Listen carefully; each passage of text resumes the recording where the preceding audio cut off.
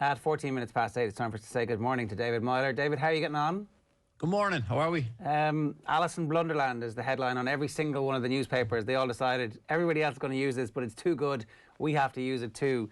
I don't remember anybody as brilliant as like world class having three bad minutes, as bad and as catastrophic for one individual. What happened to him? I don't know. Just second guessed himself.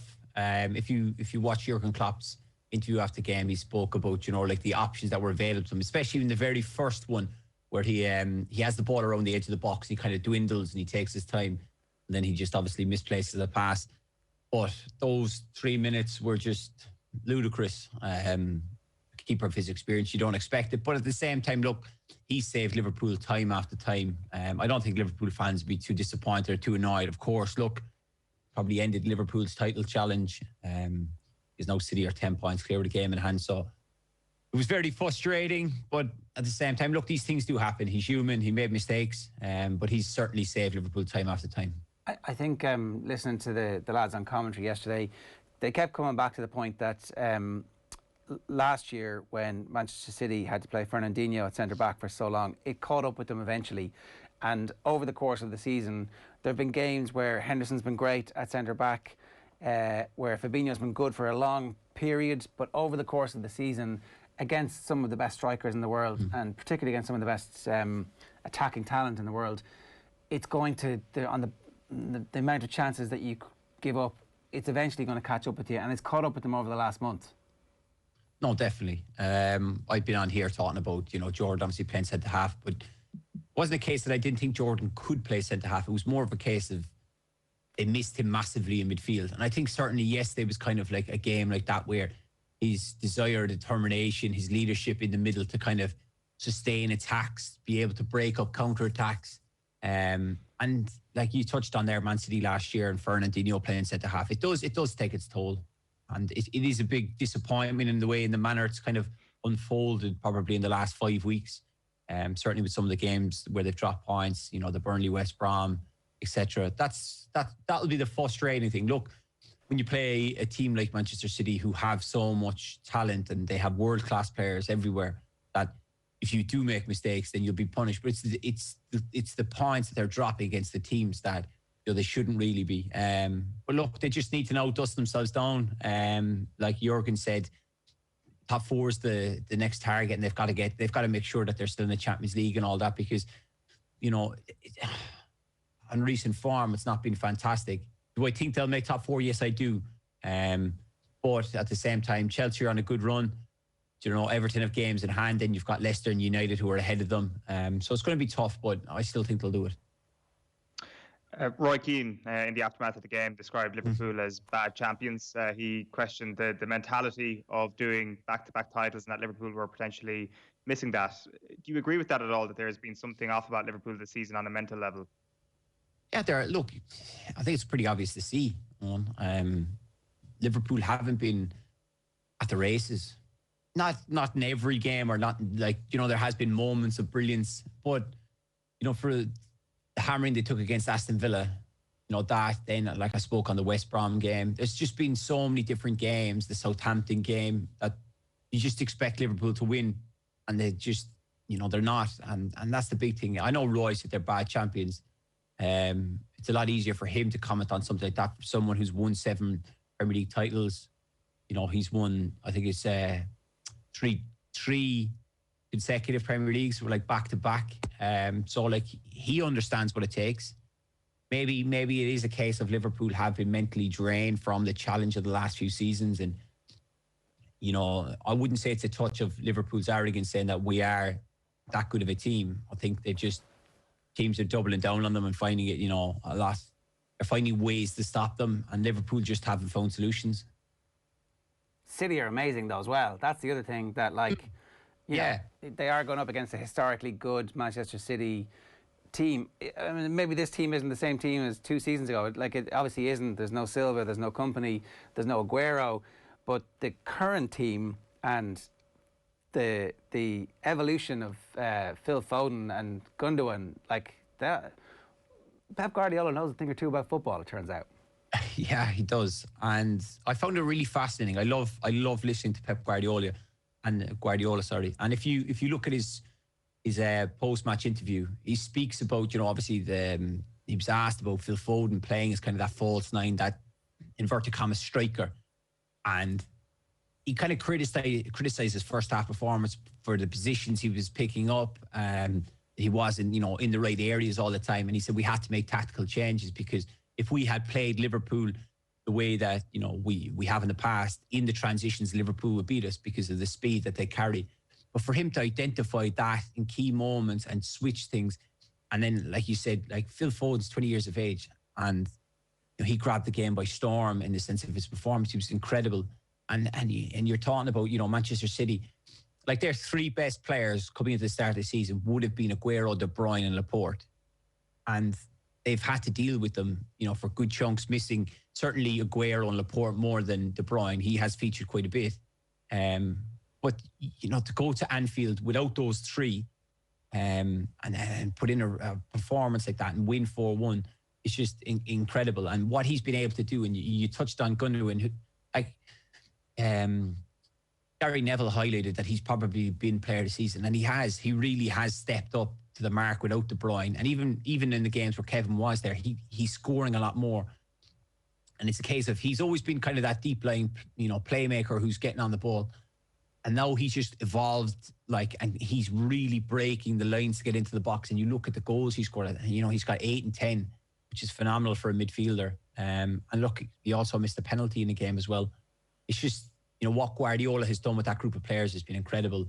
And even if you look at their back four, of course, signing Ruben Diaz, a lot of money. People then, you look at, say, Chelsea, the signings they've had, they've not hit the ground running. Ruben Diaz has come in, albeit, yes, he made a mistake yesterday for the penalty, but he's hit the ground running, who looks like an unbelievable centre-half. And then you've got like John Stones, who has this rebirth, and then they've got Cancelo, who last year everyone was kind of writing him off. He's been unbelievable. And then they've got Zinchenko. And if you look at that as a back four, to think that was the back four that was going to go on and win you a Premier League title, at the start of the season, people probably laughed it off. But it just shows you what Guardiola has done with that group of players. Yeah, it's a really good point. On Phil Foden, what is his best position, first of all, David? Because I think he moved from a false nine into different positions yesterday. What's your sense on that? I don't know. Because, he played yesterday as kind of the false nine. Of course, look, as Pep said, he's going to learn what Pep wants from him. But when he goes out on the left, or he goes out on the right, or he drops a little bit deeper into a 10, the boy's just naturally gifted. And he spoke in his interview after about courage and getting on the ball. He just wants the ball everywhere. And he has all the traits that you'd look for in a young player. He's confident. He can get on the half turn. He can drive forward. He can run with the ball. He can see a pass. He can pick a pass. He's comfortable in possession, and he scores goals. You look at, the fourth goal, people will have question marks over Alisson. But in that moment where he picks it up and he just shifts it in, it's all in one movement where he comes in, and the power he generates on that ball, like he touched on after it, he hasn't struck a ball cleaner. That boy really does have the world at his feet. He's been spoken about as the most talented of this bunch of young England footballers at the moment, that this is the one player above all else. There is no one you can put above him at the moment when you look at the hope that English football fans have in their team at the moment. Would you be extra confident if you were an English football fan with the fact that Pep Guardiola is his manager, that at times this season there's been a little bit of frustration, I'd imagine, watching him, because he just hasn't been given as many minutes as a lot of people would have liked? But in the long run, I'm sure that'll have a benefit for someone like Phil Foden. Of course. Look, you touch on minutes there. He's played 100 games for Manchester City already. That's unheard of. Yeah. And especially this City team, it's not like, 10, 15 years ago when City weren't challenging for titles or whatever. He's coming in, he's those number of games is staggering. And the simple thing is, England fans will be excited by him. They've got an exceptional, I'm envious and I'm jealous because I'm Irish, that, they look at you you've got Greenwood, you've got Mason Mount, Jack Grealish, Phil Foden, of course, there, Mason Mount. They've got all these creative players, and it's phenomenal. And the big thing for them is he is working with Pep Guardiola, and you see how highly he speaks of him. And you think he's obviously been manager of Barcelona, the players he's dealt with there, Bayern Munich. He's had so much, and he he credits Phil Foden as one of the most important youngsters that he's worked with. And I think that speaks volumes. It's just now, for any English fan, is how does, Gareth Southgate find the way to get the best out of him? Like I said there, Guardiola made a slight change yesterday because Phil Foden was in the first half, but he wasn't as effective as he was in the second half. And that was a big thing, that he was able to, tinker his tactical formation to get him right into the game. And he was, look, the boy is gifted. And that is the really terrifying thing over the next couple of seasons, actually, for opponents of Manchester City, to not only be able to match them in terms of what they're going to do in the transfer market if it requires, and Ruben Dias proved that this season, but because of the talent that they already have and how good this guy is going to get, and a couple of the other stars around him in that team. No, of course. Look, that's the beauty of it. He's only 20 and he's learning. He's only going to get, he should only get better and better. And, you look around the kind of group of him, he's got someone like Raheem Sterling, who's still relatively young, who's still got a lot of years to play.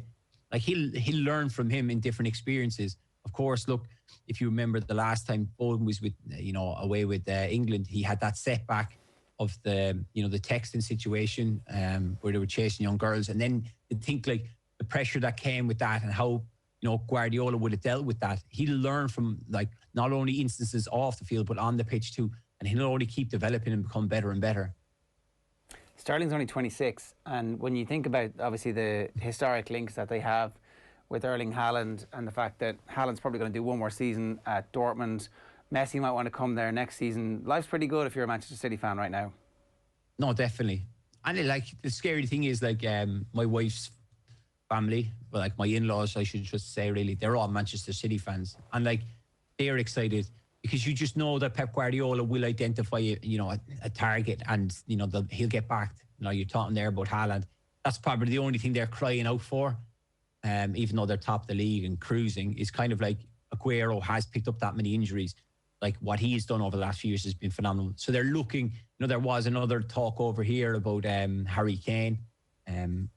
Someone who knows league, scored a lot of goals. But if they get in that kind of natural number 9 who's going to consistently be fit, score 25, plus goals a season, they're looking at dominance over the next 2-3 seasons.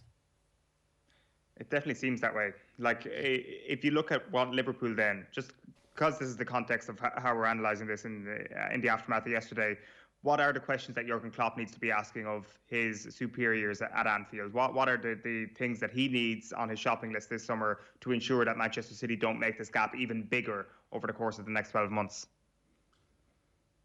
Well, the big thing was that everyone has always said it was the front three obviously have been incredible for the last few seasons. It's kind of who is next in line. There had been Shaqiri, Origi. That drop in level was significant. You look at Manchester City's, could you name their starting front three? Probably not, because he could play somebody will probably hit me the argument, Sterling, Aguero play a lot. But then you've got Bernardo Silva, you've got Phil Foden, you've got Riyad Mahrez. They have very, very good replacements. And I think that was the big thing with Liverpool. And then when they signed Jota and, the form he was in, the consistency that he was hitting, for him to pick up that injury was massive, because in certain games, Jurgen was able to take out, Mane or Salah or Firmino and play Jota, who could come in and maintain that. I think the big thing is they probably need to get the next level, is knocking on the door, pushing at it, so that that they're putting the front three under pressure, which then drives them on to improve and obviously hit those level of consistencies that we've seen over the last few years. I mean, Minamino scored a cracker at the weekend. That was one of those. It was all right. I mean, that's obviously why Liverpool were interested in him in the first place. But it is that strength and depth that Manchester City have that clearly Liverpool don't have at the moment. And look, I guess when Virgil comes back, we'll see what next season looks like, and when they have a first choice centre back partnership, or 4 good centre-backs who will be fit for the whole year, and this year doesn't repeat. We need someone to be good enough to go toe-to-toe with Manchester City. Otherwise, there will be a lot of seasons where Manchester City have the title wrapped up by the start of February, and that's not really good for football.